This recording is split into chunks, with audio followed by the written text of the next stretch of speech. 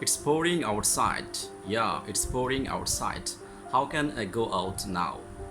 মুষলধারে বৃষ্টির ক্ষেত্রে আমরা নর্মালি বলে থাকি it's raining cats and dogs. It's raining cats and dogs. But যারা নেটিভ স্পিকার তারা ঠিক এইভাবে বলে না, তারা একটু ডিফারেন্টলি বলে it's pouring or pouring with rain. মুষলধারে বৃষ্টির ক্ষেত্রে আমরা আরও দুইটা ফ্রেজ ইউজ করতে পারি, torrential rain or torrential downpour. For example, we got caught in torrential rain yesterday. তার মানে হচ্ছে যে আমরা গতকালকে মুষলধারে বৃষ্টিতে আটকে গিয়েছিলাম। Hello everyone, welcome to my YouTube channel time to study with Belal sir. And আজকে আমরা কথা বলবো হচ্ছে বৃষ্টি নিয়ে। এতক্ষণ মুষলধারে বৃষ্টিতে ছিলাম, এখন গুড়ি গুড়ি বৃষ্টিতে চলে আসবো। গুড়ি গুড়ি বৃষ্টির ক্ষেত্রে আমরা এই ওয়ার্ডটাকে ইউজ করতে পারি ড্রিজল।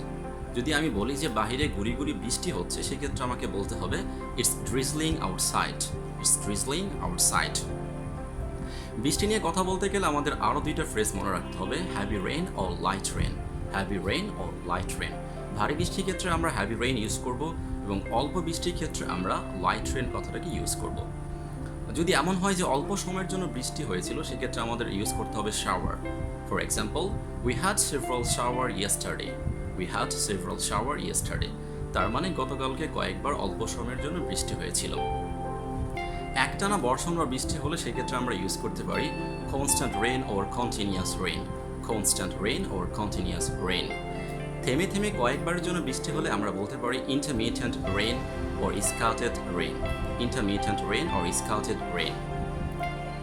যদি এমনটা হয় যে বৃষ্টি কালো মেঘে আকাশটা ছেয়ে গেছে, সেক্ষেত্রে আমাকে বলতে হবে যে it looks like rain. It looks like rain. যদি এমনটা হয় যে বৃষ্টি থেমে গেছে বা বৃষ্টি হয়ে থেমে গেছে, সেক্ষেত্রে আমি বলতে পারবো the rain let up. The rain let up. Dear viewers, thanks for watching these videos. I hope from today you will be able to talk about in rain. Stay with me by adding like, comments, and please do subscribe my channel. Thank you.